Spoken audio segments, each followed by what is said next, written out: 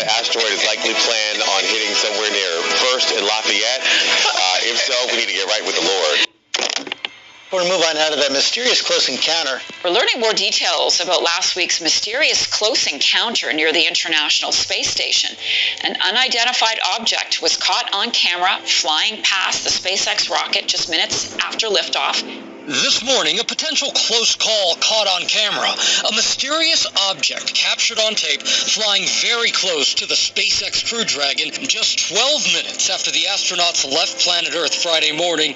Part of the Falcon 9 rocket separates from the Dragon. That's when some kind of object flies between the two. Take a closer look in slow motion. We've got some truly incredible pictures of the first supermoon of 2021. Look, the moon is not giving us normal service, it's giving us super service at the moment. There's a supermoon in view, so it looks larger and brighter than it would normally.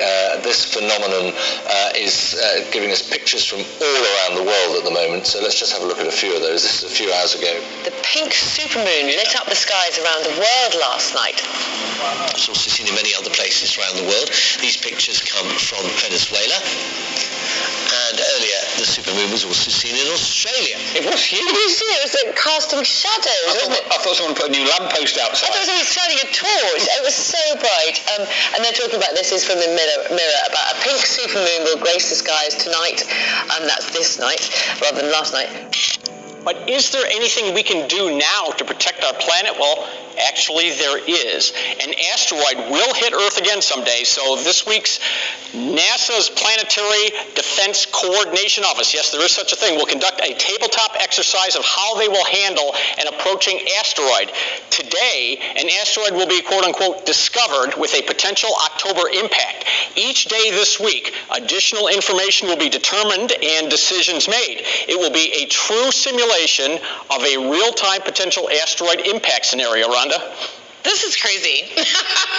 This high likelihood of an asteroid hitting Earth. I mean, can we pull an Armageddon and save ourselves? Well, we are actually going to find out soon, because later this year, NASA is going to launch a project called DART, which stands for Double Asteroid Redirection Test, and that's going to impact the asteroid Dimorphos in the fall of 2022, and that's with the intention of changing its orbit in space. And let's hope it works, because that would be our one chance to save ourselves if one of those things is coming toward us. Wow. How? Did you understand all that? Of course I did, especially the asteroid Dimorphos. Yes, exactly. Dimorphos. Paul, if you could just text me and let me know if that asteroid is likely planned on hitting somewhere near First and Lafayette. If so, we need to get right with the Lord. Tonight, more questions and answers about what appeared to be an upside-down pyramid flying over a Navy destroyer off the coast of California. For years, the U.S. military has encountered mysterious objects that seem capable of traveling more than 11,000 miles an hour or able to transition from air to water without slowing down. Some of these videos are 20, 25 minutes long. In other cases, these things are 50 feet away from the cockpit. But he says most alarming are incursions over restricted nuclear assets. We've actually had some of our nuclear capabilities disabled by these things. Now, this entire subject, frankly, makes some people very uncomfortable.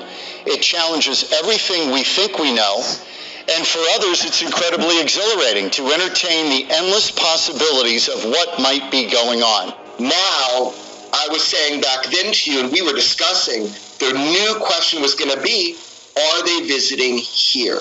And here we are, 10 years later from our first interview, and that's precisely where we're at. Let me show, some of these things, Jeremy, are doing things that high-level military people say are otherworldly. What in the world is that? They could not explain it.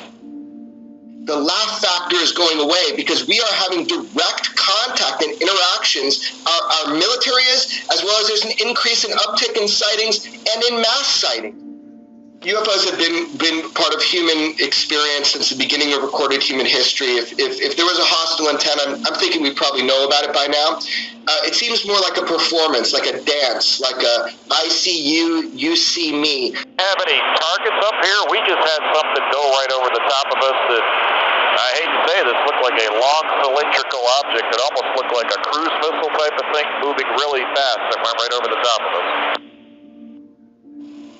Now, that was the American airline pilot encounter, but when the pilots encounter this stuff, far from dismissing it, they are just, as aeronautical folks, they look at it and say, that is amazing. What is that? And you get a lot of that in some of these descriptions. And we're not saying aliens are visiting. We're just saying there is stuff out there that credible people, Defense Department people, Navy pilots, commercial pilots are seeing that simply at this point cannot be explained.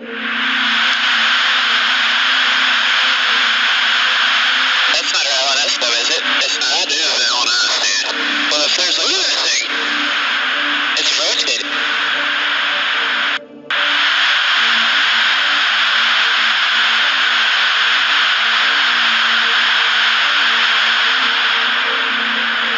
And that's the one that dives into the ocean. One thing, Roger, got it!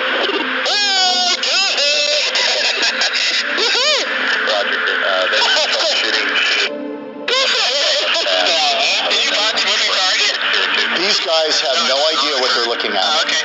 Right. So let me clarify. This is really important what you're looking at, right? I got goosebumps, John.